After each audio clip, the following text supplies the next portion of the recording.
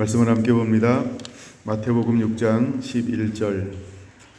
오늘 우리에게 일용할 양식을 주시옵고. 아멘. 기도하는 사람 16번째, 이렇게 기도하라 14번째입니다. 주님은 우리가 어떻게 기도하기를 원할까? 기도는 하늘의 문을 여는 거죠. 기도는 응답받는 가장 빠른 지름길입니다. 근데 주님 우리에게 기도를 가르쳐 달라고 했을 때 우리에게 일용할 양식을 주옵소서라고 기도하기를 원하셨어요. 그러므로 우리는 이렇게 기도하는 자가 되어야 합니다. 주여 우리에게 일용할 양식을 주옵소서. 주여 우리에게 영의 양식을 주옵소서. 주여 우리에게 지혜와 계시의 영을 부어 주시옵소서. 주여 우리에게 말씀을 부어 주시옵소서. 주님은 우리가 기도하라라고 말씀하신 이유가 기도하면 주겠다라고 하는 거죠. 여러분 우리 안에 이런 계시의 은혜, 계시의 영을 사모하게 되기를 원합니다. 계시의 영을 사모할 때 하나님이 그 계시의 영들을 사모하는 자의 심령 가운데 부어 주실 것입니다. 하나님의 사람들의 공통점이 있는데 그들은 하나님의 영에 붙들림을 당했다는 거죠. 영에 붙들림을 당했다 이 말은 하나님이 말씀을 그에게 부어서 하나님이 그를 사용하고 계신 것을 볼 수 있는 것입니다. 사도행전을 계속해서 이어서 한번 좀 더 보겠습니다. 아까 우리 사도행전 9장을 봤죠? 다시 한번 사도행전 9장으로부터 시작을 해볼까 합니다. 사도행전 9장 15절. 주께서 이르시되 가라, 이 사람은 내 이름을 이방인과 임금들과 이스라엘 자손들에게 전하기 위하여 택한 나의 그릇이라. 그가 내 이름을 위하여 얼마나 많은 고난을 받아야 할 것을 내가 그에게 보이리라. 하나님은 한 사람을 택했는데 그가 가는 길에 무엇이 있을 거라고 말씀하고 있냐면 수많은 고난이 있을 것이다. 이렇게 말씀을 하고 있어요. 하나님의 사명을 감당하는데 고난 가운데 감당하게 될 것이다. 사도 바울을 일컬어서 하나님은 이방인을 담아내는 그릇이라고 표현하고 있어요. 이방인을 담아내는 그릇이라고 표현하고 있어요. 멋있는 표현입니다. 하나님이 우리도 하나님이 영광을 담는 그릇으로, 그래서 추수하는 그릇으로, 잃어버린 영혼들을 담아내는 그릇으로 삼을 때 우리가 무엇을 소유하고 있을 때 이것을 감당할 수 있을까? 누가복음 5장에 보면 사도 바울이 아닌 사도 베드로를 부를 때 그에게 깊은 데로 가서 그물을 던지라. 그가 말씀에 의지하여 그물을 던졌을 때 차고 넘치도록 거두었어요. 그때 주님께서 베드로를 향하여 하시는 말씀이 뭐라고 말씀하십니까? 이제 내가 너를 사람을 낚는 어부가 되게 하겠다. 이제 내가 너를 사람을 길러내는, 사람을 잡아내는 어부가 되게 하겠다. 이제 너는 지금까지는 고기를 그물로 잡듯이 잡아왔지만 내가 이제는 너를 통해서 영혼들을 그물로 고기를 잡듯이 영혼들을 건져내게 할 거야. 근데 부름받고 3년이 지났는데 베드로에게 아무런 역사가 일어나지 않아요. 베드로에게 역사가 일어나는 것은 어떤 변화가 일어나야 할까요? 육에서 영으로의 변화가 일어나야 합니다. 그냥 예수님을 열심히 따라다녔다고 해서 변화가 일어나지 않았어요. 예수님에게서 일어나는 떡을 먹었기 때문에 그에게 기적이 일어나지 않았어요. 예수님이 변화산상에 올라가서 변화된 것을 경험하고 그런 기적이 일어나지 않아요. 그가 거기서 하나님의 음성을 들어도 그런 변화가 일어나지 않아요. 베드로에게 그런 변화가 일어나는 것은 무엇을 통하여 그런 변화가 일어났을까요? 위로부터 성령이 임하였을 때입니다. 근데 임하기 전에 베드로에게 풀어지는 것이 말씀이 먼저 풀어지죠. 그래서 그 말씀이 풀어지고 그 위에 성령이 임하니까 그 말씀이 갑자기 그 안에서 살아 역사하고 움직이는 말씀이 되기 시작하는 거예요. 예, 성령이 임하니까 풀었던 그 말씀이 살아 역사하고 움직이기 시작하는 거예요. 지금까지 그가 새롭게 먹었던 그 말씀이 갑자기 그 안에서 살아있는 양식이 되어져 버렸어요. 그래서 갑자기 영으로 이렇게 표현할게요. 빵빵해진 거예요, 막. 얼마나 든든해졌는지 성령을 받는 동시에 그가요, 영적인 배가 빵빵한 거예요. 아주 그냥 든든한 거예요. 지금 여러분 시간이 든든한지 모르겠어요. 저는 늘 주일날 점심은 적당히 먹습니다. 너무 많이 먹으면 이상할까봐. 근데 이 성령을 받는 동시에 예수님은 그 영적으로 배가요, 든든해진 거예요. 든든해진 거예요. 그래서 그가 첫 번째 하는 것이 어떤 일을 행합니까? 그 복음을 모여든 사람들을 향해서 복음을 전하는데 이것을 양식을 나누어 준다 이렇게 표현해 볼까요? 양식을 나누어 주기 시작을 하는 거예요. 근데 거기에 모여든 사람들이 얼마나 다양한 사람들이 모여들었음에도 불구하고 그 영혼들을 적절하게 갈급한 심령을 채울 수 있는 그 양식이 되어서 베드로를 향해서 흘러나가기 시작한 겁니다. 그랬더니 사람들이 그 양식을 먹고 어떻게 하면 이 양식을 나도 먹을 수 있습니까? 내가 어떻게 하면 이 양식을 먹고 내 삶에 변화가 일어날 수 있습니까? 수많은 사람들이 그것을 먹고요, 영적인 반응을 일으키기 시작을 했어요. 영적인 반응을 일으키는 거예요. 그래서 회개하고 주 예수를 믿으라. 그러면 너도 성령을 받을 것이다. 근데 수많은 사람들이 성령을 받아요. 근데 뭐가 부족해요? 한울 양식이요. 뭐가 아직 그들에게 빈곤함이 있는 거예요? 한울 양식이요. 베드로는 성령을 받기 전에 예수님으로부터 마음의 문을 열어 양식이 막 채워지죠. 양식 창고에 양식이 막 그 심령이 계속 채워지죠. 그 양식이 채워질 때 베드로와 제자들 어떻게 표현합니까? 기쁨이 충만하더라. 네, 그 영의 양식이 막 채워지는 거예요. 그리고 영의 양식이 채웠는데 이것을 어떻게 할까? 이거 어떻게 운영하고 어떻게 사용할까? 그거는 성령이 임해야만 사용할 수 있는 거예요. 근데 거기에 모여들었던 사람들하고는 전혀 차이가 다르죠. 모여들었던 사람들은 이제 회개하고 주 예수를 믿고 성령을 받았어요.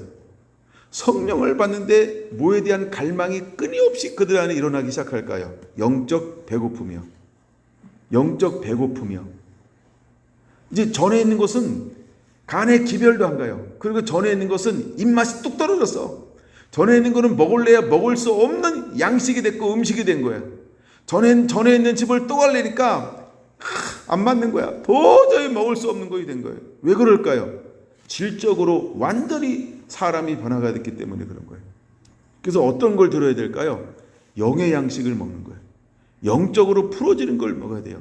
이제는 땅의 것으로 채워진 게 아니라 하늘 양식으로 채워지는 삶을 위해 변화, 전환이 일어난 거예요. 그래서 사도행전 2장 41절 이렇게 말하는 거예요. 날마다 모여 사도들의 가르침을 받고, 그냥 가르침을 받는다는 게 무슨 말일까요? 매일매일 사도들을 통하여 풀어주는 영의 양식을 공급받고 있다, 이 말인 겁니다. 다른 것으로는 그 심령과 영혼을 채울 수가 없기 때문에, 다른 것으로는 그 심령을 채울 수가 없어요. 여러분, 우리의 심령이 이러한 심령이 되어야 합니다. 이게 영적 배고픔이에요. 이게 영적 배고픔이에요. 이게 영적 배고픔이에요.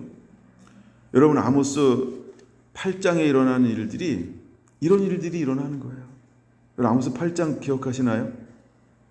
수많은 이게 청춘들이 정말 젊은, 건강하다 이 말이에요. 왕성하다 이 말이에요. 먹는데 막 개걸스럽게 먹는다 이 말이에요. 고기 시키면 5인분 가지고 양이 안 차. 10인분 주세요 이래야 돼. 몰라 5인분 더 시킬지. 이까심으로. 이게 청춘이라는 거예요. 젊다 이 말이에요. 근데 이 젊은 사람들이 기갈을 느끼는 거예요. 기갈을. 근데 뭐에 대한 기갈인가요? 하나님의 말씀을 듣지 못한 기갈을 느끼는 거예요. 여러분, 세상에 먹을 것이 많은 것처럼 보여요. 근데 정말 우리에게 일용할 양식이 있어야 되는데 그 양식이 뭘까요? 영의 양식이요. 영의 양식이요. 그래서 때가 되면 수많은 사람들이 그 양식을 찾는데 양식이 없는 거예요. 전 세계를 다니는데 양식이 없는 거예요. 그래서 죽게 되었구나. 기진하고 맥진하고 힘이 쫙 빠진 거예요. 먹지 못한 기갈로 말미암아. 그래서 여러분, 우리는 기도해야 합니다. 주여 내게 일용할 양식을 주옵소서. 일용할 양식을 주옵소서. 일용할 양식을 주옵소서. 때에 맞는 말씀을 주시옵소서. 계시를 주시옵소서. 영의 말씀을 주시옵소서. 영적인 계시를 주시옵소서.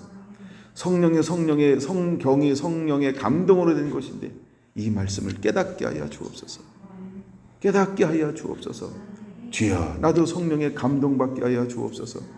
예? 세례 요한처럼, 사도 요한처럼 나도 보고 나도 듣게 하여 주옵소서. 여러분과 계시를 받아야 합니다. 계시를 받는다 이 말이 그게 영의 양식이에요. 그게 영의 양식이에요. 많은 사람들은 성경을 로고스, 레마 두 가지를 표현하기도 합니다. 여러분, 로고스 가지고 안 돼요. 이것이 레마로 들려와야 돼요. 근데 레마로도만도 안 돼요.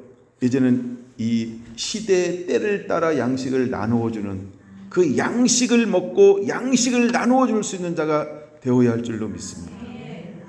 마태복음 24장에 말하고 있는 것처럼 때를 따라 양식을 나누어 줄 자가 누구냐라고 하는 거예요. 여러분, 이제 우리는 이 시대에 맞는, 때에 맞는 그 양식, 그것이 우리의 심령과 영혼을 살찌게 할 뿐만 아니라 사역과 사명을 감당할 수 있게 만들 것입니다. 여러분, 우리 안에 그런 갈망함, 그래서 그 갈망함이 채워지는 그런 은혜가 임하게 되기를 원합니다. 근데 여러분, 그 영의 양식은요, 우리가 목말라 해야 채워지는 거예요. 가만히 있는다고 채워지지 않아요. 여러분, 식당을 가는데 여러분 어느 식당을 가나요? 대부분 저랑 똑같을 거예요. 가본 집 또 갑니다. 그리고 어쩌다가 새로운 곳에 갑니다. 그 집이 마음에 들면 그 다음부터 또 갑니다. 그 집이 마음에 안 들면 그 다음부터는 안 갑니다. 아마 저랑 똑같거나 비슷할 거예요. 제가 경주에 머무르면은 시내를 거의 안 나갑니다. 경주가 어떻게 돌아가는지, 뭐가 생겼는지, 뭐 없어지는지 저 거의 몰라요. 경주에 큰 마트가 있는데 연중 행사? 어떨 때 1년에 한 번도 안 가요. 그 큰 마트를요. 또 우리 사랑하는 아내가 오지 말라고 그럽니다. 오면은 많이 산다고. 이거 웃자고 한 얘기입니다. 예. 근데 거의 안 가요, 거의. 저희 이제 식당도 어디 가냐 하면 손님이 오면 그냥 아는 집 가는 거예요, 아는 집. 그냥 아는 집 가는데 누구 수준의 아는 집 갈까요? 내 수준의 아는 집 가요. 저 어떤 나름대로 좀 최고로 좋은 걸 대접해야 되겠다 그러면 아는 집 중에 최고 좋은 거. 그런 데 가는 거예요, 그런데. 예. 여러분, 내게 있는 걸 나눠줄 수 있다 이 말이에요. 내가 뭘 먹느냐, 그 내가 먹는 걸 나눠줄 수 있다는 거예요. 그럼 여러분, 우리는 뭐에 대한 목마름이 있어야 될까? 영에 대한 목마름인데 이 말씀이 계속 깨달아지기를 원하는 그 마음이 있어야 돼요. 그 말씀이 깨달아지려면 우리가 어떤 시간과 씨름을 많이 해야 될까? 이 말씀을 가지고요, 계속 씨름하는 거예요. 말씀을 가지고 씨름하는 거예요. 예. 저는 말씀이 세상 이런 얘기 거의 안 하죠. 하여간 간증도 거의 안 하잖아요. 누가 이랬대요, 이런 예화도 거의 없잖아요. 그냥 말씀 읽고 그거 나누고, 여러분들이 말씀을 충분히 더 먹게 되기를 원합니다. 사도 바울이 가가지고 간증하는 거가 성경에 기록되어 있을까요? 사도 바울이 그릇이잖아요. 하나님 그릇, 택한 그릇. 그럼 이방인에 가서 이방인한테 복음을 증거하니까, 야, 내가 에베소 갔더니 이런 일이 있었고 이런 사람이 변화됐습니다. 거기 가니까 안진뱅이가 있었는데 하나님이 이런 감동을 줘서 내가 그를 탁 해서 하는데 하나님께 그를 만져 주었습니다. 여러분들도 소망을 가지세요. 에베소서에 있었던 기적이 여러분도 일어날 수 있습니다. 이렇게 간증했을까요? 그게 안 기록이 돼 있어요. 왜 안 기록되어져 있을까요? 지면이 부족해서. 이거 요약해 놓은 거니까. 그런 간증이 많이 필요하지 않았어요. 그 시에 주시는 거기에 맞는 그 모여든 사람들에게 맞는 그 하나님의 말씀을 전하는 거예요. 저도 집회를 다니면서 기도하는 것 중에 하나가 그냥 우리 교회에 맞는 게 아니고요. 그 교회에 맞는 그 장소에 맞는 거기에서 주는 감동을 전하려고 언제부턴가 굉장히 귀를 기울입니다. 그리고 거기에 순종을 계속해서 하려고 해요. 그래서 순종을 하려고 막 합니다. 그 어떤 거는 전혀 여러분은 들어보지도 못한 것들을 제가 다니면서 얼마나 많이 나누는지 몰라요. 물론 우리 교회보다는 다 재밌습니다. 보통은 우리 교회보다는 집회가 좀 재밌기는 해요. 왜냐하면 그분들은 처음 봤기 때문에 일단은 들어보세요. 그리고 재밌게 해야 돼. 근데 그 재미가 뭐 말하는 그런 재미가 아니고요. 하여간 그들에 맞는 언어로 어떻게 하면 이걸 전할 수 있을까? 그렇게 이제 말씀을 전합니다. 그러면 우리가 무엇을 많이 간직하고 있어야 될까? 그 시에 맞는 때를 따라 나눠줄 수 있는 그런 계시, 그런 말씀들을 하나님이 그에게 부어준다는 거예요. 그럼 부어주면 우리의 초점이 어디에 있어야 될까요? 계속 하나님께 초점이 있어야 돼요. 주님, 내가 준비한 설교 말고요. 내가 가지고 온 원고 말고요. 내가 하려고 했던 것 말고요. 주님이 무엇을 원합니까? 물론 이제 갈 때 그 교회를 놓고 기도하고 막 하죠. 근데 그 교회를 놓고 기도해도 무슨 말씀 준비할까요? 여러분들이 먹는 말씀을 내가 준비합니다. 왜냐하면 저는 늘 누구한테 양식을 나눠줬어요? 여러분 수준에, 여러분 상태에. 그렇죠? 그래서 제가 많은 걸 가져갔어요. 그래서 이제 정말 수없이 집회를 하면서 정말 끝까지 제가 이제 기도하기로 마음먹었던 게 고시에 주시는 걸 그냥 그대로 전하자. 감동 주는 대로 전하자. 이런 거예요. 제가 여러분들은 조금 사정 알잖아요. 사정 알면 사정을 안 건드리기 위해서 다 제가 얼마나 약은지 알죠? 다 피해가잖아요. 거의 피해가잖아요. 근데 제가 집회 가서는요, 웬만한 건 안 피해갑니다. 물론 무례한 거, 망치는 거, 인격적이지 않은 거 이런 건 다 피하지만 그냥 감동 어떤 걸 딱 줬다 그러면 그냥 그걸 본문으로 택해서 전하기 시작하는 거예요. 근데 여러분들은 제가 좀 피하잖아요. 오래 가고 싶어서. 오래 가고 싶어서. 그래서 어떻게 하면, 근데 하여간 하나님이 우리에게 양식을 줄 때 다양한 것을 담아줄 거예요. 여러분, 말씀으로 충분히 이런 묵상과 씨름이 먼저 우리 안에서 일어나야 합니다. 하나님께 적절하게 나누어 줄 수 있는 것들을 갖게 할 겁니다. 사도행전 13장을 보겠습니다. 사도행전 13장. 하나님이 한 사람을 불러서 이를 어떻게 세우는가 봤더니 2절 같이 볼까요? 주를 섬겨 금식할 때 성령이 이르시되 내가 불러 시키는 일을 위하여 바나바와 사울을 따로 세우라 하시니. 다시요. 네모 박스 한번 해주세요. 내가 불러 시키는 일을 위하여. 하나님이 사도 바울을 세우는 이유가 어디 있을까요? 바나바를 세우는 이유가 어디 있을까요? 바나바, 너 충성한 거 내가 알아. 이야, 너 감사하지. 바나바, 네가 하고 싶은 거 한번 해봐. 이렇게 하는 게 아니죠. 사도 바울도 뭐 열정이 있으니까 얼마나 아직도 뜨거운지 몰라. 그러니까 이제 가. 네가 하고 싶은 거 마음껏 한번 해봐. 이래서 세우는 게 아니고요.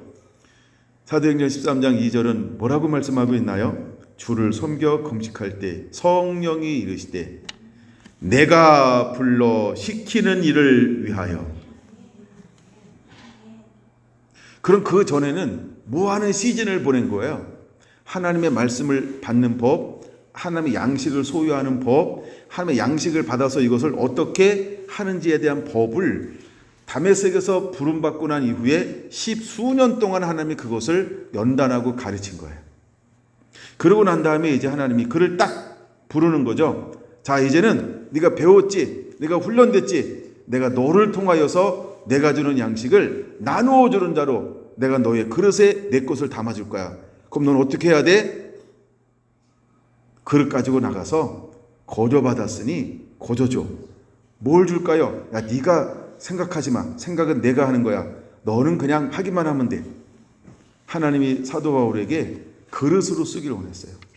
그래서 동네마다 도시마다 가는 곳들마다 하나님이 새로운 것들을 부어주기 시작을 합니다. 그럼 사도 바울은 어떻게 했을까요? 그대로 순종하는 거예요. 그걸 양식을 나눠주기 시작하는 거예요. 그래서 하나님 이 말이 굉장히 중요한 말이에요. 내가 불러 시키는 일을 위하여.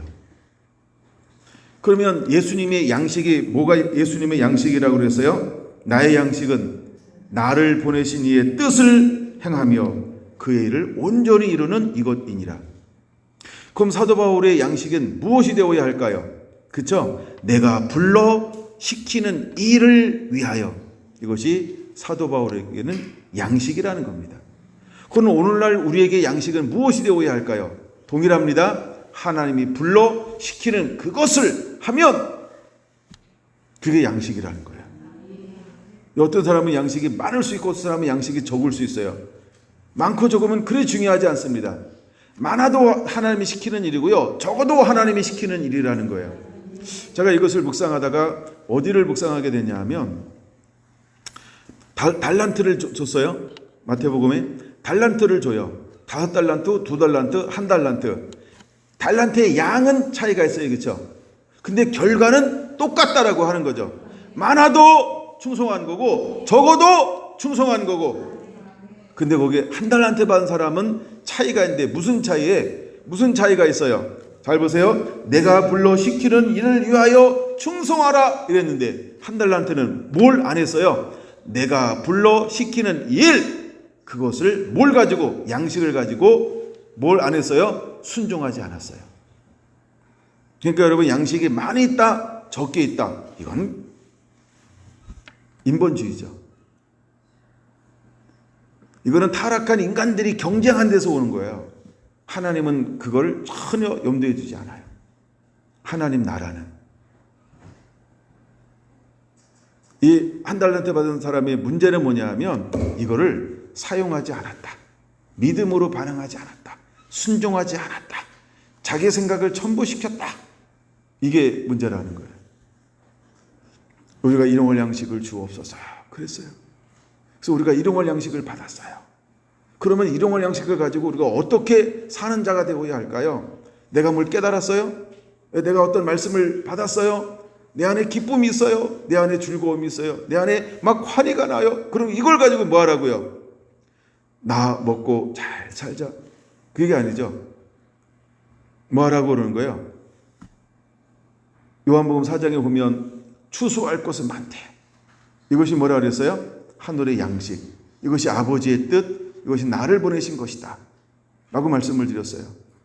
그러면 우리가 1달란트를 주었다, 우리가 어떤 걸 받았다 그러면 이것을 가지고 하나님은 무엇을 해내기를 원하는 거예요? 1달란트의 값어치를 그대로 사용하기를 원하는 거예요. 최소한 뭐라도 하라고 말씀했어요? 빌려서 이자라도 받아야지. 그렇죠? 최소한 1% 이자가 있어도요, 맡기세요. 이걸 활용하라는 거예요. 사용하라는 거예요. 하늘의 양식은 사용할 때 살아나는 거예요. 사용하지 않으면 이것은 썩어요. 이걸 우리가 밥 비유로 설명하면 어떻게 될까요? 밥 비유로 설명하면 1달란트 받은 자는 어떤 사람일까요? 말씀을 들으나 깨닫지 못하더라, 사단이 와서 뺏어가는 사람. 길가 같죠. 왜 뺏길까요? 사단에게. 이 씨앗이 뭔지 모르는 거예요? 생명의 씨앗인 걸 모르는 거예요. 모르는 거예요. 그러니까 하나님이 이것을, 그죠? 사단이 이게 뭔지 아니까 사단이 이걸 뺏어가잖아요. 사단이 뺏어가는 거예요. 여러분, 우리가 영의 양식을 소중하게 여길 줄 아는 자가 되어야 됩니다. 근데 우리가 아직 영의 양식을 감당할 수 있는 수준도 안 되고 감당도 제대로 못하는데 끊임없이 깨닫기만을 원한다. 그러면 어떻게 될까요? 어떻게 될까요? 여러분, 영의 양식을 계속해서 쌓아놓는다. 그럼 영의 양식은 안 썩을까? 영의 양식을 관리하려면 물류비가 상당히 많이 들어가지 않을까요? 그래서 우리는 허비하게 될 겁니다. 허비하게 될 거라는 거예요. 힘을, 방향을 잘못된 데 사용할 수 있다는 거예요.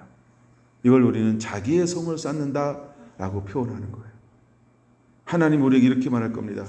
나는 너에게 신령한 것을 주었다. 근데 너는 신령한 만나와 신령한 음료를 어떻게 여겼느냐? 잘못되게 사용하고 잘못되게 사용했다라고 한 거예요. 그럼 그 책임이 어디 있을까요? 책임이 어디 있을까요? 책임이 어디 있을까요? 달란트 받은 자에겐 책임을 누구에게 물어요? 받은 자에게 책임을 묻고 있어요. 그러면 감당하지 못한 사람의 말로는 어떤 말로가 임하든가요? 슬피 울며 이를 갈미 있으리라. 여러분, 이게 무슨 말인지 아시죠? 여러분, 히브리서 6장을 가볍게 여기면 안 됩니다. 우리가 비침을 얻고도 말씀을 깨닫고도 다시 그걸 잃어버린 사람, 퇴락한 사람, 다시 죄 가운데 있는 사람, 그렇죠? 다시 예수님을 십자가에 못 박아 죽일 수가 없다는 거예요. 여러분, 우리가 일용할 양식을 주옵소서라고 기도하면서 하나님께서 우리에게 개인적으로 찾아오셔서 양식을 주기 시작하면 이때부터 우리는요, 자기를 부인하고 자기의 십자가를 지고 전혀 새로운 삶을 살아내야 한다는 거예요. 여러분, 그 준비가 되어져 있습니까? 그 준비가 되어져 있나요? 그러니까 사도 바울은 뭐 하지 않은 사람이라고요? 뒤돌아서지 않았다는 거예요. 쟁기를 손에 잡고 한 번도 뒤돌아본 적이 없다는 거예요. 사도 바울은 부르심만을 향하여 오늘도 내일도 늘 첫마음을 가지고 두렵고 떨림으로 부르심만을 향하여 달려갔던 사람이 사도 바울이었다는 거예요. 왜 그는 그런 삶을 살 수밖에 없었을까? 이 하늘의 양식이, 이 하늘의 보화가 얼마나 귀중한 걸 알았어요. 그리고 그는 알았어요. 오늘에 받은 양식은 오늘에 필요한 것이다. 하나님은 내일에 필요한 양식을 내일 또 주실 것이다. 사도 바울은 이 비밀을 그대로 알고 있었다는 거예요. 이미 예수님께서 마태복음 6장에서 하셨던 그 비밀을 한날 괴로움은 그날의 족하니라. 오늘 너에게 무엇이 있어야 될지 하나님께서 아시느니라. 이 모든 것은 이방인들이 구하는 것이 아니냐? 무엇을 먹을까 마실까 입을까 염려하지 말아라. 이 비밀을 사도 바울은요, 영으로 깨달아져서 이걸 간직하고 있는 사람이었어요. 그래서 그는 한 번도 뒤돌아서지 않는다는 거예요. 여러분, 하나님이 사도 바울을 성령으로 불러 세울 때 그냥 세우지 않아요. 13장 2절에 너무너무나 중요한 말씀 아닌가요? 내가 불러 시키는 일을 위하여. 여러분, 준비됐습니까? 우리가 이것을 위해서 하나님 우리를 부르실 것이고 세울 겁니다. 많은 사람들이 은혜 받기를 원해요. 그럼 은혜 받으면 준비됐습니까? 은혜 받으면 준비됐습니까? 은혜 받으면 준비됐다, 이 말이 무슨 말인지 아세요? 이젠 나를 위해 살 수가 없어요. 주님을 위해서만 살아야 돼요. 그 준비가 됐냐는 거예요. 우리가 모를 때는 그럴 수 있어요. 은혜 주시면 나 그렇게 할 거예요. 그 정도 가지고 안 될 수도 있어요. 그 정도 가지고 안 될 수 있어요. 이런 모세가요, 다 준비됐잖아요. 누가 볼 때, 하나님 볼 때. 근데 그는 하나님 앞에 뭐라고 합니까? 나 안 됩니다. 나 입이 뻣뻣합니다. 딴 사람 보내세요. 날 보낸 자를 누구라고 그러면 누구라고 그래야 돼요? 피할 수 있으면 얼마나 피하고 싶었는지 몰라요. 근데 아무것도 준비되지 않았을 때, 그냥 열정이 뜨거워졌을 40대, 그는 자기 백성을 내가 돌볼 것처럼 생각했어요. 근데 동일하게 40년을 살고 난 이후에는, 그 불꽃 가운데 그 하나님을 만나고 난 그 이후에는 오히려 그는요, 아무것도 할 수 없다는 걸 그냥 아는 거예요. 난 아무것도 할 수 없습니다. 여러분, 우리가 그릇이 내가 원하는 그릇이 아닌 정말 주님이 쓰시겠다라고 할 때 그 그릇이 그렇게 준비되어져 가야 할 줄로 믿습니다. 다윗이 왕으로 기름 부음 받는데 그냥 쓰임 받지 않잖아요. 하나님이 그를 얼마나 고난으로 그를 연단하는지 몰라요. 아까 봤잖아요. 9장 16절에서 내가 얼마나 고난을 받아야 할 줄을 내가 너에게 보이리라. 사도 바울이 걸어가는 것처럼 왕으로 기름 부음 받았는데, 그건 우리 왕으로 기름 부음 받았으니까 나는 왕의 기름 부음이 있는 자야, 뭐 이렇게 이런 표현 써도 될까요? 막 이렇게 의시되며 뻐기며 막 이렇게 다닐 수 있잖아요. 근데 하나님은 그를 바로 왕으로 위치를 안 올려놔. 그렇죠? 그냥 사람들이 왕으로 기름 부음 본 걸 아는 거지. 아는데 사람들이 여전히 다 그를 동조하지 않아요. 그렇죠? 어떤 사람들은 사울왕의 편에 서가지고 사울왕의 왕명을 쫓아가지고 다윗을 잡아서 얼마나 죽이려고 하는지 몰라요. 그리고 그 대적들은 다윗이 어떤 사람인지 알면서도 불구하고 두려워하지 않아요. 두려운데 두려워하지 않아요. 어떤 시즌을 보내야 될까요? 하나님이 세우기 전까지 연단받는 그 시즌을 보내야만 된다는 거예요. 제가 어제 공부하다가 이런 거 하나 찾아서 공부하기 시작했는데 굉장히 새로운 걸 하나 은혜를 받았어요. 다윗의 아들들은 도대체 몇 명일까? 그 다음에 다윗의 부인은 몇 명일까? 약간 오늘 말씀하고 약간 다른 거지만, 약간 묵상하다가 거기까지 이제 갑자기 그게 묵상이 된 거예요. 우리는 다윗 그러면 성군, 둘도 없는 성군이잖아요. 근데 참 나랑 똑같구나. 나보다 똑같은 것도 아니고, 죄송해요 다윗님, 나보다 참 못났구나, 이럴 정도로 부인이 막 기록된 부인만 7명이야. 미갈 빼고. 그럼 미가 합치면 8명이야. 기록된 부인만. 아들이 막 기록된 사람만 15명이에요. 그리고 나머지는 뭉구티려 놨어요. 아들이 있었더라. 이렇게 이름도 안 나오는 이런. 그러면 첩은요. 첩도 막 또 있었더라. 뭐 이렇게 이제 막. 이야. 그러니까 오늘날 저보다는 그죠? 상당히 수준이 떨어지는 사람이죠. 근데 그런 사람이 다윗이에요. 그런 사람이 다윗이에요. 또 하나 제가 이제 관심 가진 게 뭐냐면, 참 아비가일이라는 여자는 참 대단한 현숙한 여인이고 굉장한 여인입니다. 예. 근데 약간 그렇고요. 근데 아비가일을 통해서 이제 세워지는 게 아니고, 그 다음이 누구를 통해서 세워지냐 하면, 밧세바를 통하여 세워지잖아요. 밧세바가 아들을 몇 명을 낳았을까? 첫 번째는 죽었고, 둘째, 셋째, 넷째, 다섯째가 누구라고요? 솔로몬이에요. 다윗도 막내, 솔로몬도 막내. 기록된 이름 중에 막내라는 거예요. 기록되지 않은 또 있기 때문에 막내. 이야, 그렇구나. 근데 왜 하나님은 솔로몬을 통하여 그 왕위를 잇게 했을까? 이런 게 제가 이제 묵상하는 거예요. 왜 밧세바인가? 답은 없어요. 성경이 그걸 말하고 있지 않아요. 그 성경이 말하고 있지 않은 걸 어떻게 할까요? 이거는 성령의 감동을 입어야 돼. 하나님 왜 밧세바입니까? 이러고. 그러니까 감동이 또 다 다르게 받잖아요. 그렇죠? 그러니까 답은 없다 이 말이에요. 그러니까 이건 답을 찾으려고 하는 게 아니에요. 내가 하나님 왜 밧세바를 통하여 이럴까? 근데 이제 여러 학자들이 이제 주장하는 거 있고 저도 나중에 주장을 하겠죠. 우리아 때문에 그렇다. 어떤 사람이 이제 그렇게 얘기를 합니다. 우리아 알죠? 전 남편. 야, 근데 밧세바는 남편 있는 여인을 또 몇 명 얻잖아요. 그 중에 한 사람이 아비가일이에요. 그 중에 밧세바요. 우와. 근데 밧세바가 아들을 쭉 낳아요. 첫째 아들은 죽고 셋째 삼림이 하여간 이렇게 쭉 아들을 낳습니다. 근데 넷째가 나단이고요. 다섯째가 솔로몬이에요. 나단은 누가복음 2장을인가 3장을 읽다가 거기까지 건너간 거예요. 족보가 쭉 나오잖아요. 근데 족보가 쭉 나오는데 다윗 다음에 누가 나오는지 아세요?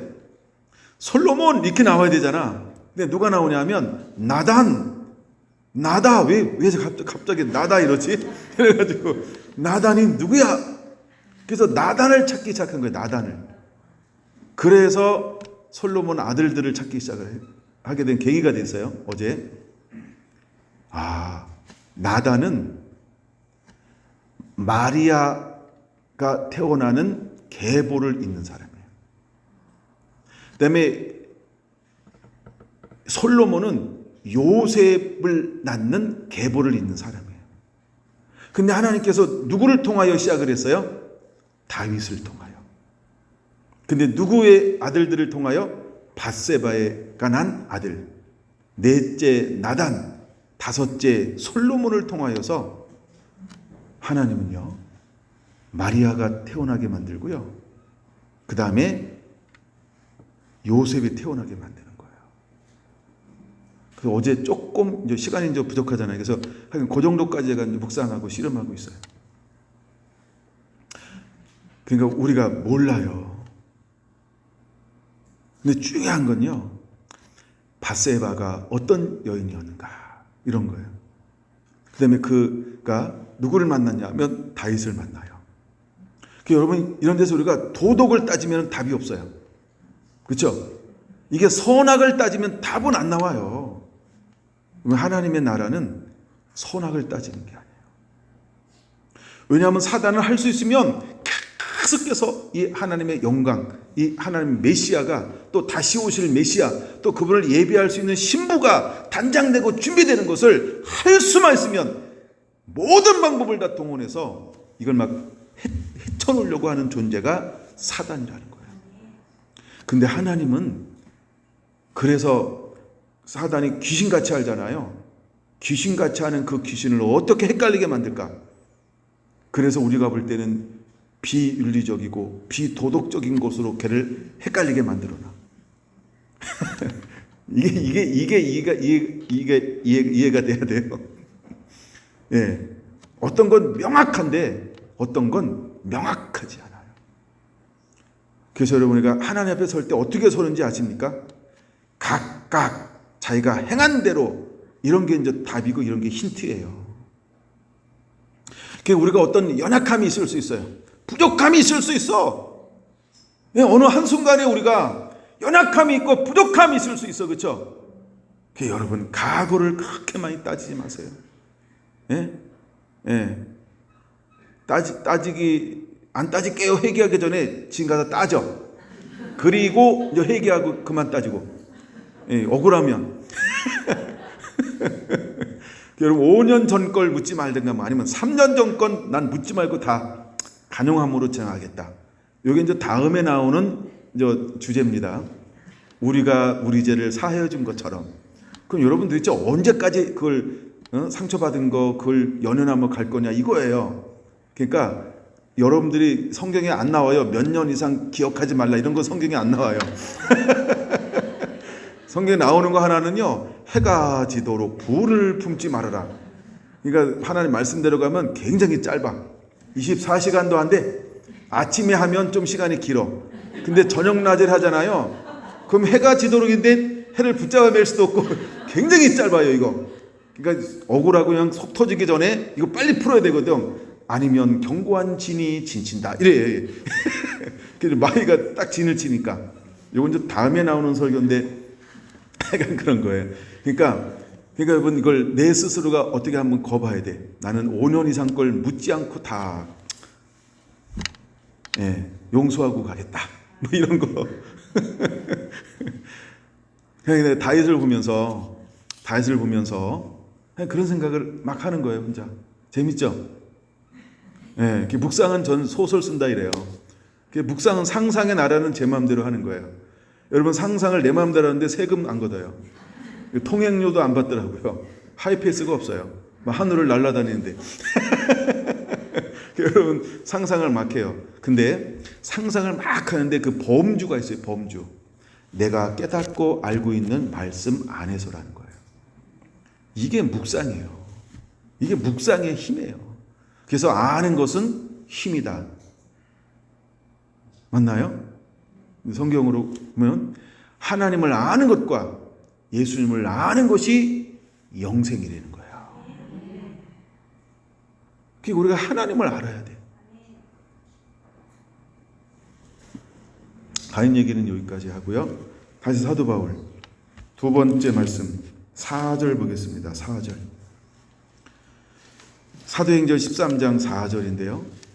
두 사람이 성령의 보내심을 받아. 그게 핵심이에요. 이제 성령의 뭘 받았어요?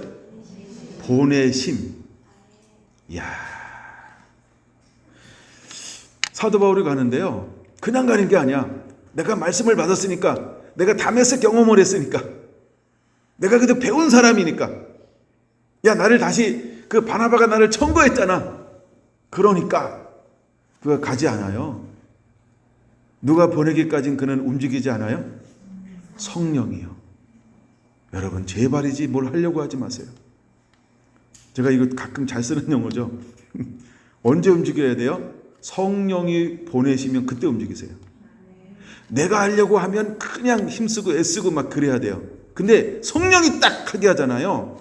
그냥 고난 가운데 들어가는데 우야둥둥 찰대. 그럼 성령의 보내심을 받고 움직여야 돼요.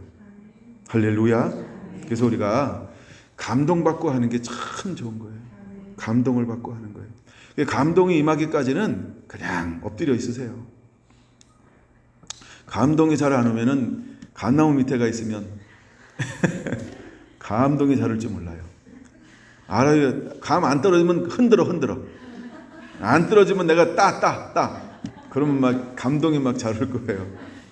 아니 우리가 씨름할 때 그렇게 하잖아요. 그렇죠? 하나님 이거 어떡할까요? 막 금식도 하고 막 씨름도 하고 막 작정도 하는 것처럼 감나무 밑으로 가라 이 말은 뭐냐면 주님 앞에 십자가 밑에 나가는 거예요. 그리고 메달로도 보고 소리도 쳐보고 땡깡도 쳐보고 금식도 한번 해보고 그러다 보면 하나님께서 그렇죠? 그래도 감동이 없잖아요. 그럼 빨리 몸 상하기 전에 집에 오세요.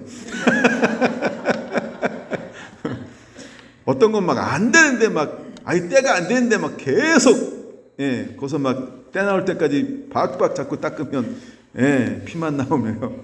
나만 아파. 그 상처 오래 갑니다. 어떤 거는 하나님이 나를 충분히 그릇을 만들 때까지 기다려야 될 것도 필요해요. 우리가 사도행전은 지난번에 나눴으니까 그때 지금 참 나누면서 제가 은혜 받았던 것 중에 하나가 뭐냐면 지금도 생생해요. 부름 받았는데 10수년을 오래 기다렸구나. 10수년을 그냥 기다리는 거야. 물론 그냥 놀면서 기다리는 건 아니죠. 그죠? 때로는 자기 고향에 가고 제일 먼저는 다메섹에 가요. 미안하다고 이제 사죄하고 사과하려고. 그리고 자기가 공부했던 옛 친구들이 있었던 예루살렘으로 올라가죠. 그랬더니 사람들이 난리가 난 거예요. 저희 이러면서 막 난리가 났어요. 그러고 나서 어디로 가요? 고향에요. 그럼 고향에 가면 인정 받아요, 못 받아요? 선지자가 아니어서 괜찮은 거예요, 지금. 아직 하나님께서 선지자를 세우기 전이라. 고향에 다소에 가가지고요, 다소 곳이 10수년을 보내고 있는 거예요.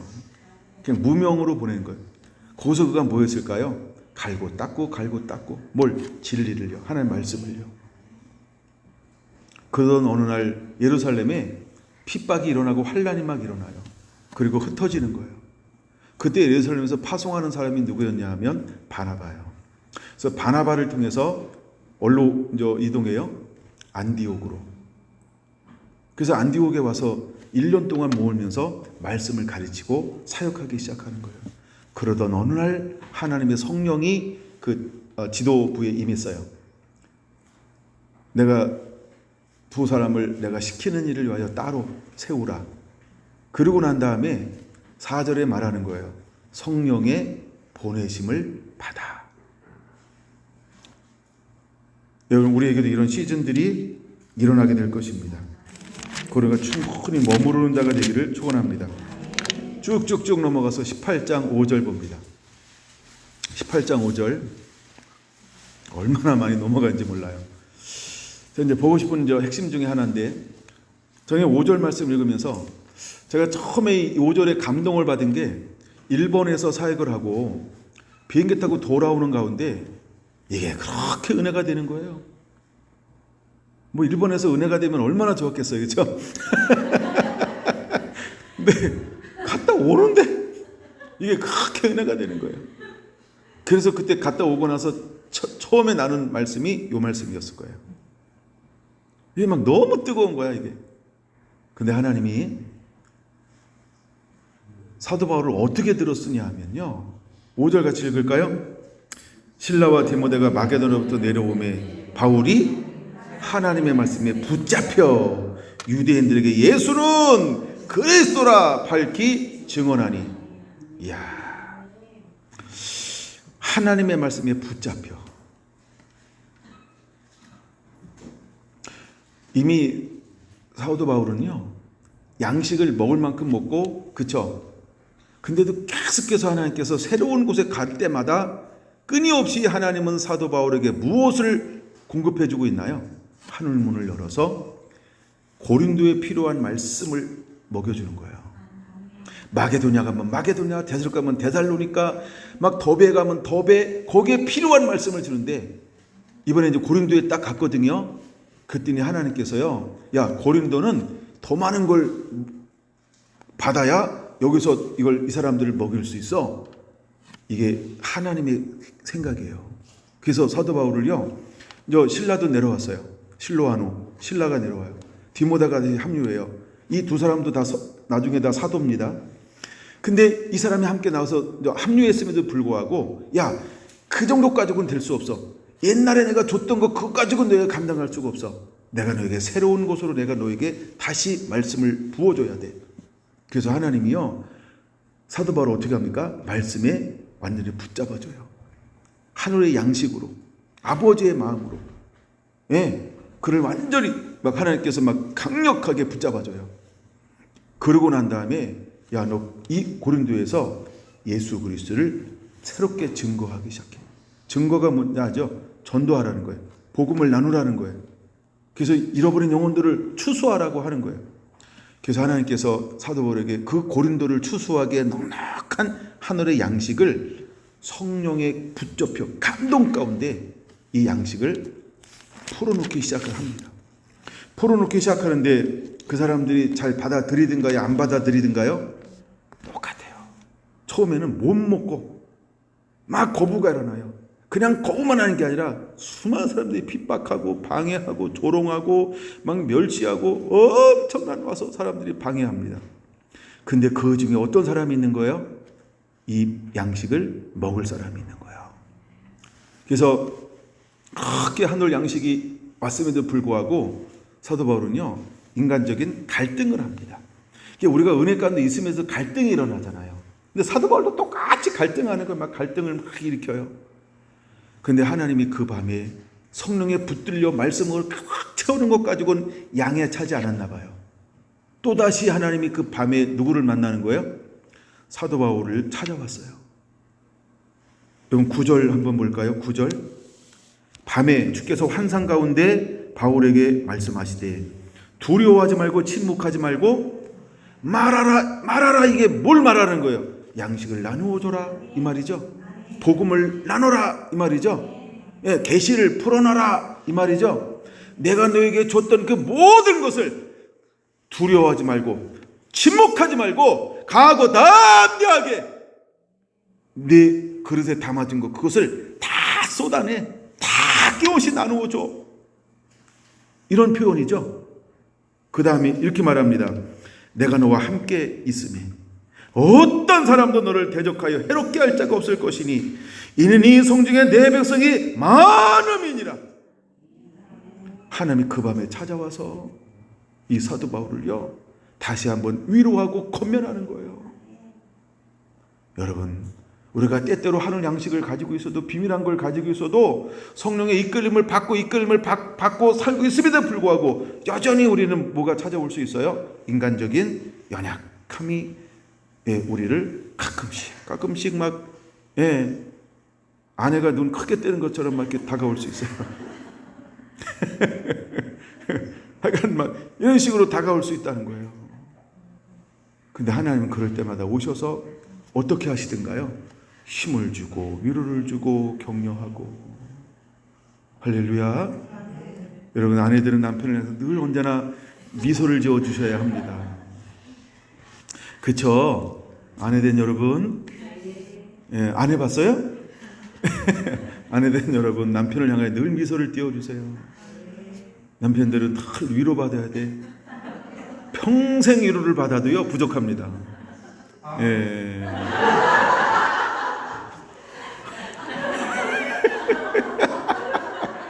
평생 위로를 받아도 배고파요.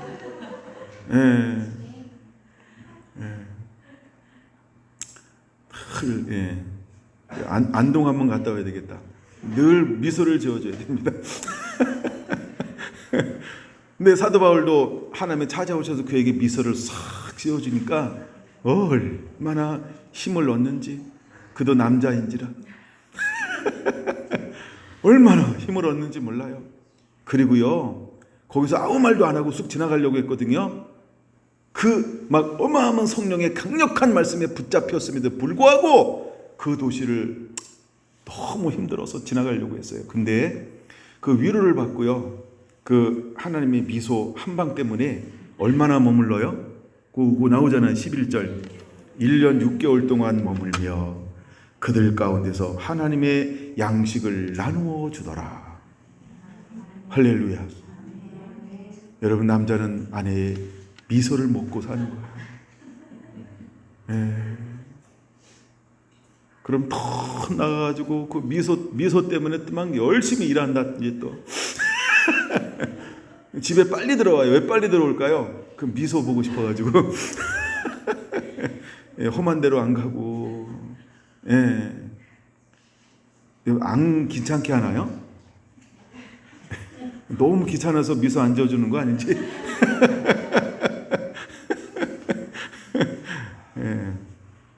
하나님은 우리에게 늘 함께하고 싶은 거, 하나님이. 그랬더니 사도 바울이요, 너 얼마나 힘을 얻었는지 1년 6개월을 머물러요.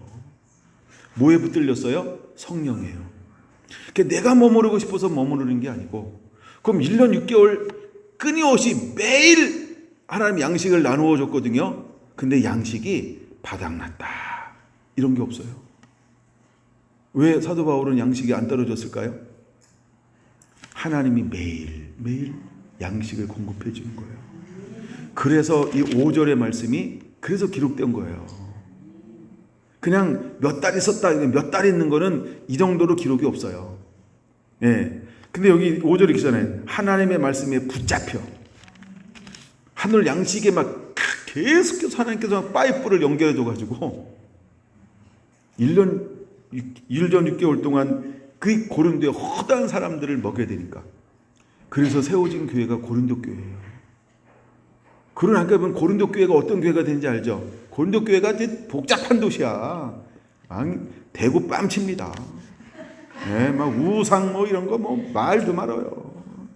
그 잘난 사람들이 얼마나 많은지 몰라요. 막 똑똑한 사람들.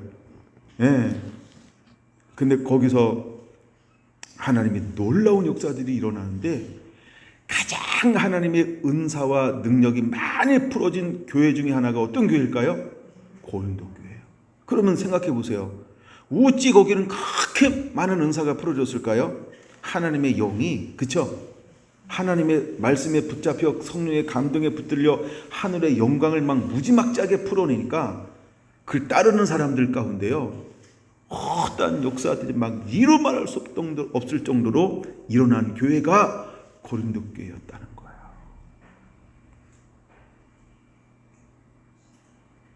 하나님이 여러분들을 그렇게 쓰고 싶어 하세요. 환경을 따라, 도시를 따라, 사람을 따라, 단체, 내가 어디 가느냐에 따라서 하나님이 우리를 다양한 모습으로 들어 쓰시고 사용하기를 원하신다는 거예요. 근데 내가 어떤 통로가 되어야 할까? 하늘의 통로인데 그 영의 양식을 가지고요, 그대로 내 생각이 아닌 사도 바울처럼 그대로 흘려보내고 나누어 줄 수 있는 이런 통로가 될 때 하나님이 그를 그렇게 멋지게 쓰고 사용하시게 될 것입니다. 할렐루야. 19장 10절 한번 볼까요? 에베소로 넘어갔는데요, 10절 볼게요. 2해 동안 이같이 하니 아시아에 사는 유대인이나 헬라인이나 다 주의 말씀을 듣더라. 여러분, 그 시대에는 에베소 교회가요, 이 터키 지역에서 가장 큰 교회예요. 지금도 그쪽에 가면 어마어마합니다. 우리가 터키 이제 순례 가잖아요. 그럼 그 지역이 지금도 어마어마해. 최대의 그런 것들을 가지고 있어요. 그 전성기 때는요, 어마어마한 도시가 에베소 교회예요. 근데 하나님이 그 도시에 가서 복음을 증거할 때 그 강력한 성령에 붙들려 2년 동안에 거기서 머물면서 하나님의 놀라운 양식을 공급하고 나누어 주기 시작을 했어요. 그랬더니 11절 어떤 일도 일어나던가요? 하나님이 사울의 손으로 놀라운 능력을 행하게 하시니 심지어 사람들이 바울의 몸에서 손수건이나 앞치마를 가다가 병든 사람에게 얹으면 병이 떠나가고 악기도 나가더라. 도대체 얼마나 하늘의 영광을 사도 바울에게 부어줬으면, 그렇죠? 그냥 그림자라도, 그냥 손수건이라도, 그냥 앞치마라도, 앞치마 하나씩 갖다 주세요. 하나씩 하고 다녀야 되겠다. 네? 손수건 이렇게 싸놓고 해야 되겠다. 그러니까 이게 뭐예요? 그 몸에, 그 삶에 뭐가 강력하게 임한 거예요? 하늘의 영광이에요. 하늘의 영광으로 하나님께서 사도 바울을요, 그냥 완전히 옷 입혀줬어요. 너무 멋있지 않아요? 하나님이 오늘날 우리를 어떤 도시, 어떤 사람에게 갖다 놓는다 할지라도 하늘 영광으로 이렇게 옷 입혀준다고 한다면 못 감당할 사람이 어디 있을까요? 우리가 이런 생각할 수 있어요. 아이고, 말도 마세요. 저 사람은 씨알도 안 믿깁니다. 아니, 그 돌짝밭이지 씨알도 안 믿기니까, 그렇죠? 근데 이처럼 사도 바울처럼 여호와 영광으로 하늘 옷 입혀 주었다 그러면 드디어 뭐가 먹히기 시작할까요? 씨알이 먹히기 시작할 겁니다. 이 씨알 들어가는 소리 하고 있네, 이래야 돼 이제. 생명의 씨앗이 막 들어갑니다. 우리가 하늘 양식을 어떻게 소유하고 있냐가 문제가 되는 거예요. 아멘. 여러분, 우리는 그 시에 필요한 하나님의 말씀을 달라고 기도하는 거예요. 순종하는 거예요. 하나님이 그렇게 들어서실 거예요. 할렐루야. 여러분, 이 주인공들이 되기를 예수님의 이름으로 축원을 드립니다. 20장 19절 한번 넘어가 볼게요. 20장 19절. 이제 에베소서를 떠납니다. 모든 겸손과 눈물이며 유대인의 관계로 말미암아 당한 시험을 참고 주를 섬긴 것과 유익한 것은 무엇이든지 공중 앞에서 각 집에서나 꺼리낌 없이 여러분에게 전하여 가르치고, 이게 이제 복음 전하는 자의 자세를 보여주고 있는 거죠. 여러분, 우리가 꺼리낌이 없이 모든 희생과 헌신은 내가 다 감당하고, 유익한 것은 그 대상자를 향하여 전부 양보하고 다 이렇게, 이게 사도 바울의 섬김의 자세였다는 거예요. 우리가 하늘 영광, 하늘 계시를 가지고 어떻게 섬기는 삶을 살아내야 할까? 이것을 통해서 배우게 되기를 원합니다. 그래서 20절, 21절 유대인과 헬라인들에게 하나님에 대한 회개와 우리 주 예수 그리스도에 대한 믿음을 증언한 것이다. 보라, 이제 나는 성령에 매여. 여러분, 그럼 보냄받을 때에도 뭐의 보냄을 받아요? 성령의 보내심을 받아. 13장 4절이요. 근데 여전히 그는 뭐에 이끌림을 받고 있어요? 성령의 이끌림을 받고 있어요. 우리가 하늘 양식을 소유하고 주 오시는 날까지 우리가 이런 삶을 살아내게 되기를 원합니다. 예루살렘으로 가는데 거기서 무슨 일을 당할지 다 알아요. 23절, 오직 성령이 각 성에서 내게 증언하여 결박과 환난이 나를 기다린다 하시나. 성령이 다 가르쳐줘. 야, 너 가면 뭐가 있을 거야? 너 가면 무슨 일이 있을 거야? 근데 한 번도 사도 바울은 뭐 하지 않는다고요? 쟁기를 손에 잡고 뒤돌아보지 않는다는 거예요. 이제 우리가 하늘 양식을 소유하고 있다고 한다면 이것이 여러분의 삶이 되기를 원합니다. 뒤돌아보지 않는 삶. 그 다음 절 24절은 같이 한번 읽어보겠습니다. 24절이요. 시작. 내가 달려갈 길과 주 예수께 받은 사명 곧 하나님의 은혜의 복음을 증언하는 일을 마치려 하면은 나의 생명조차 조금도 귀한 것으로 여기지 아니하노라. 할렐루야. 여러분, 하나님의 사도 바울을 왜 그릇으로 삼았는지 아십니까? 왜 하늘 양식을 마음껏 담아주는 하늘의 양식을 담아내는 그릇으로 삼았을까요? 24절의 고백은요, 아무나 하는 고백이 아니에요. 성경에 이런 고백이, 이런 톤의 고백이 몇 개 없는데 그 중에 가장 대표적인 사람이 사도 바울이에요. 좀 이렇게 이제 구약에서 비슷한 고백이 있기는 해요. 죽으면 죽으리라. 또 너무 할 말이 많죠, 그렇죠? 에스더. 그 다음에 다니엘. 그러면 몇몇이 있어요. 근데요, 이 사도 바울이 복음 때문에 하늘의 양식, 하나님의 영광 때문에 당하는 이 고난 모든 것을 가지고 끝까지 뒤돌아보지 않는다. 이건 오늘 우리가 배워야 할 너무너무나 중요한 성품이라는 거예요. 여러분, 우리 안에 수많은 고난을 통해서 이 만들어지게 되기를 원합니다. 그래서 하나님은 그를 그냥 보내지 않고요, 너 많은 고난을 받을 거야. 근데 그 많은 고난 가운데서도요, 사도 바울은 뒤돌아서지 않아요. 내가 달려갈 길과 주 예수께 받은 사명, 곧 하나님의 은혜의 복음을 증언하는 일. 은혜의 복음을 증언하는 일, 이게 뭘까요? 양식을 나누어 주는 거예요. 나의 양식은 나를 보내신 이의 뜻을 행하며 그의 일을 온전히 이루는 것이니라. 요한복음 4장 34절 예수님께서 고백하신 것처럼 사도 바울은 한 번도 이 부르심 앞에 뒤돌아서지 않았다는 거예요. 여러분, 이 시대에 하나님이 어떤 사람들을 일으킬까요? 아니, 어떤 사람들을 찾을까요? 24절이 나의 고백이 되기를 원합니다. 이것이 우리의 삶을 치장하는, 우리의 삶을 보여주는 그런 말씀이 되기를 원합니다.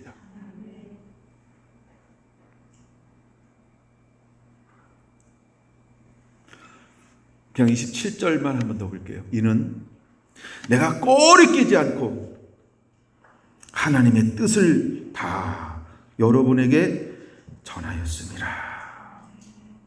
너무너무 위대한 고백을 하고 있는 거예요. 여러분, 저는 35절까지 읽기를 원합니다. 여러분들 35절까지 쭉 보세요. 그가 여러 가지 형편과 사정에서도 어떻게 그 자기가 달려갈 길, 그 하나님이 원하는 그 길에서 벗어나지 않았는가?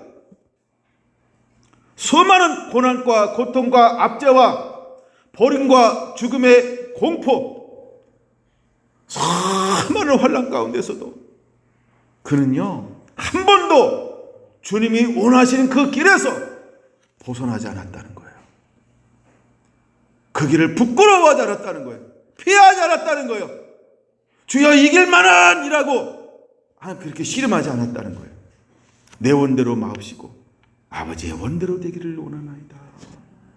고백하며 달려간 사람, 그 삶을 살아낸 사람이 사도 바울이었다는 거예요. 여러분 눈으로 35절까지 쭉 보고 있는 거죠. 그가 걸어간 길이 이러한 길이었다는 거예요. 32절 같이 봅니다.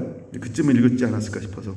지금 내가 여러분을 주와 및 그 은혜의 말씀에 부탁하노니 그 말씀이 여러분을 능히 든든히 세우사 거룩하게 하심을 입은 모든 자 가운데서 기업이 있게 하시니라. 아멘.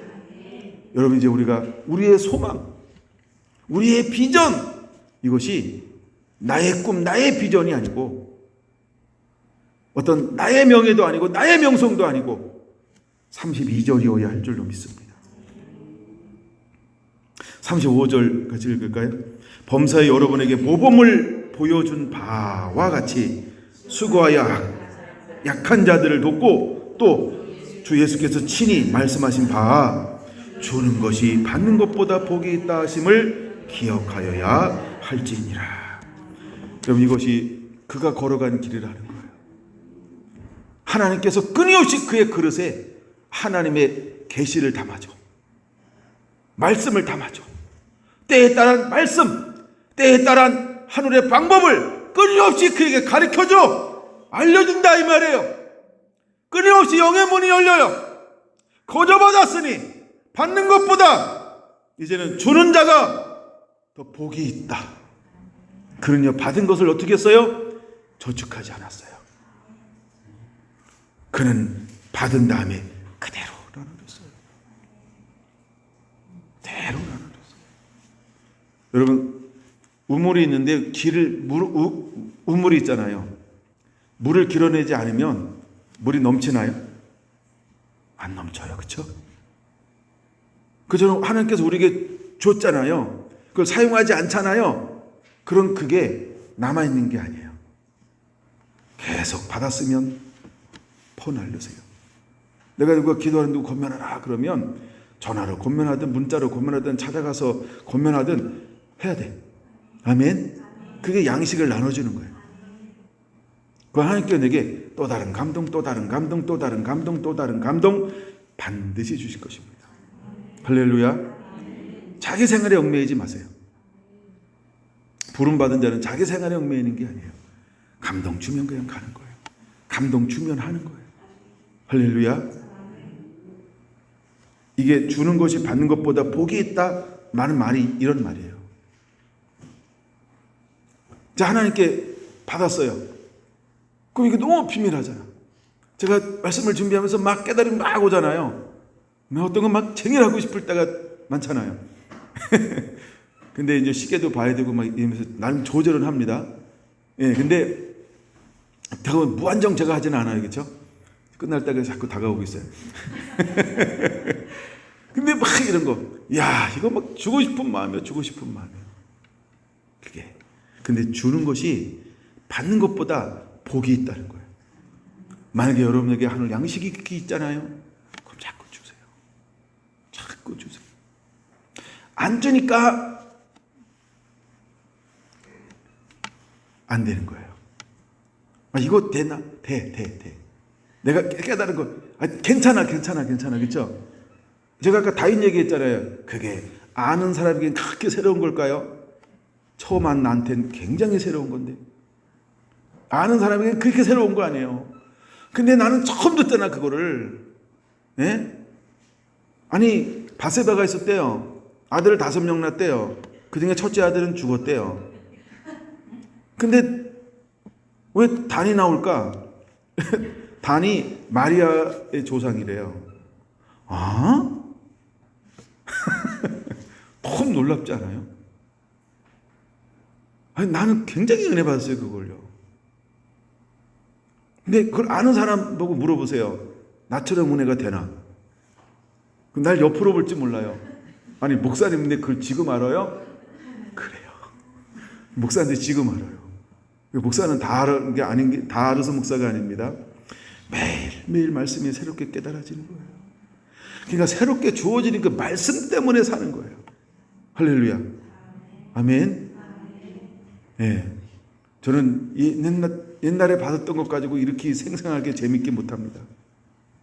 내 양심상도 못하고. 오늘 받아야 돼요. 오늘. 올라오기 전에 말씀이 막 풀어져야 돼요. 저는 올라오기 전에 말씀이 안 풀어지면 너무 괴로워요. 근데 말씀이 풀어지잖아요. 그럼 집에 일찍 내려가 막 아내랑 놀고 그럽니다. 너무 재밌으니까. 그리고 계속 이제 머릿속으로 묵상을 하는 거예요. 묵상. 머리 굴리는 거예요. 그런데 딱 생각나면 또 하시라고. 오늘도 새벽에 일어나서 어떤 말씀을 듣다가 그 딱 생각이 나는 거예요. 그래가지고 설교 한 편이 또 나왔잖아요. 예, 그래서 원고에다가 또 좀 이렇게 다 적어놨어요. 오늘 맛도 지금 못 보고 있어요. 맛 좀 봐야 되는데. 계속 하나님께 깨닫게 해주시면 막 너무 신나는 거예요. 예. 사도행전 또 더 봐야 됩니다. 그렇다고 훅 넘어가면 안 돼요. 26장입니다. 26장 14절에서 18절은요 너무너무 멋있는 말씀입니다. 사도행전 26장 14절에서 18절까지요. 17절부터 봅니다. 이스라엘과 이방인들에게서 내가 너를 구원하여 그들에게 보내어. 그러니까 보냄을 받았다는 거예요.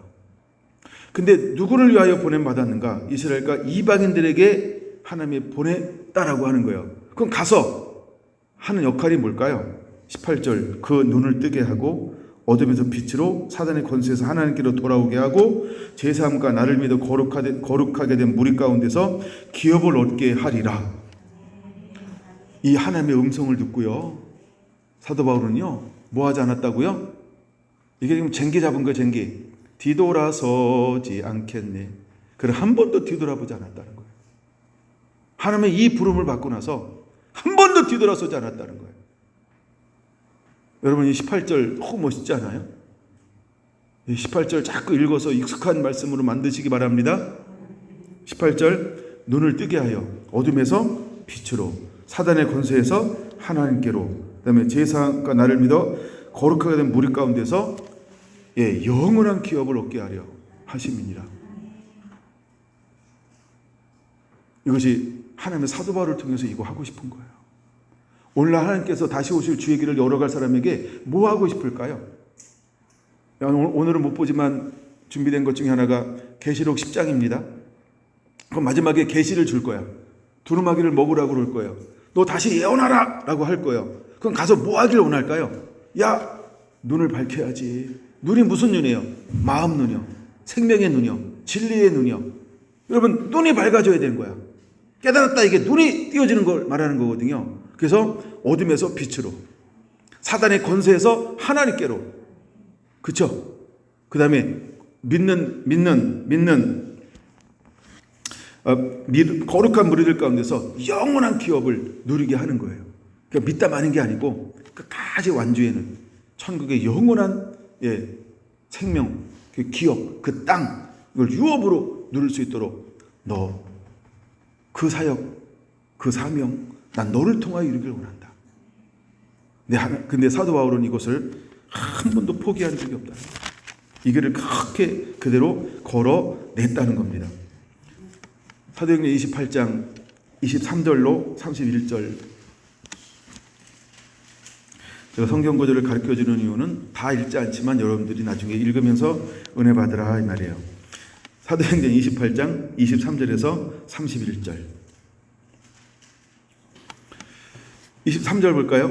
그들의 날짜를 정하고 그들이 유숙하는 집에 가까이 오니 바울이 아침부터 저녁까지 강론하여 하나님의 나라를 증언하고 그 하나님 나라를 증언한다. 증언이 뭐냐? 이게 증인이거든요. 증인, 하늘의 양식을 지금 나누어 주고 있는 거예요. 쫙 나누어 줍니다. 근데 그가 부름받을 때도 어떤 시대였어요? 이사야가 예언했던 시대와 똑같아. 26절.